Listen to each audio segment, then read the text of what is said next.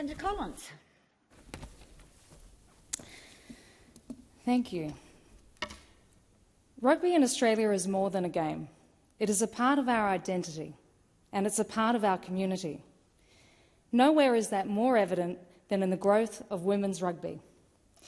Since the first New South Wales women's team was formed in 1994, the Wallaroos have gone from strength to strength.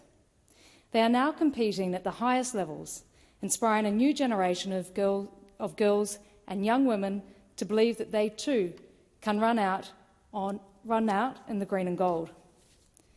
Over the weekend, the Wallaroos took to the field against Samoa in what was a powerful and symbolic contest. As an Australian, I was of course proud to cheer for our Wallaroos. But this match was about far more than the final scoreline. For the first time, it was broadcast free to air, giving young girls in Sydney, Samoa, Suva and beyond the chance to see women competing at the highest level. That visibility matters. If you can see it, you can dream it. And for too long, women's sport has been hidden in the shadows. This fixture between the Wallaroos and Samoa also highlighted the deep bonds we share with our Pacific neighbours. Rugby has always been one of the strongest cultural connections between Australia and our neighbours. In Samoa, Tonga and Fiji, rugby isn't just entertainment, it's nationhood, identity and pride. For many of our Pacific neighbours, their national rugby teams embody the strength and hopes of their people.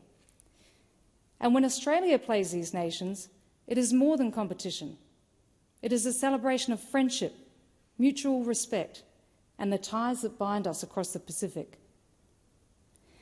I had the privilege of recently meeting with Peter Murphy, the Chief Executive Officer of New South Wales Rugby Union. His passion for the game and his vision for the future was inspirational. He spoke about the scale of rugby in New South Wales, where more than 100,000 players are registered, over 56% of the national participant base.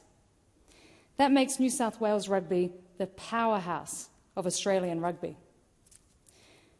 From the Shute Shield to the Jack Scott Cup, from suburban clubs to country competitions, rugby in the state is a vast ecosystem of players, coaches, referees and volunteers. And I wish the players all the very best this Saturday in the Shute Shield. I'll be there to cheer you on. It's going to be a great battle. What is just as important, however, is that rugby in New South Wales is not confined to elite competition.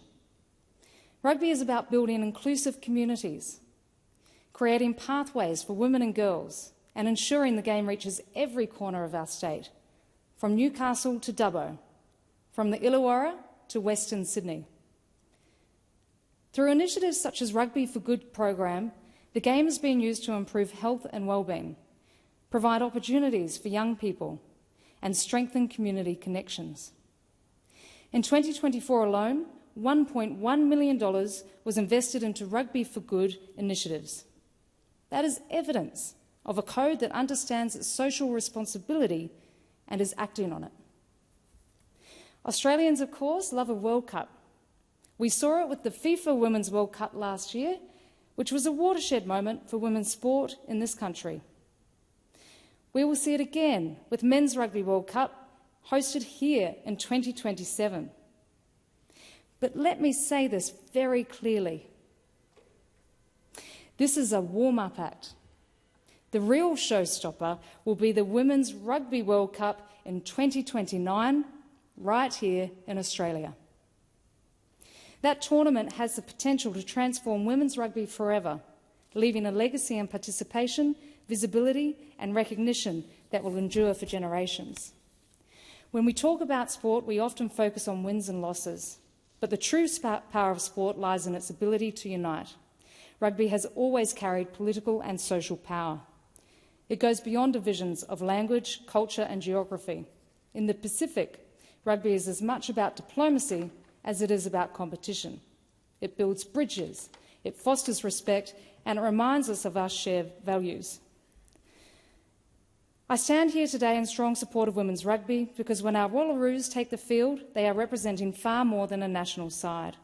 They represent progress, they represent opportunity, they represent the enduring spirit of our Pacific family, and above all, they show every young girl in this country that the future of rugby and the future of sport is theirs to shape.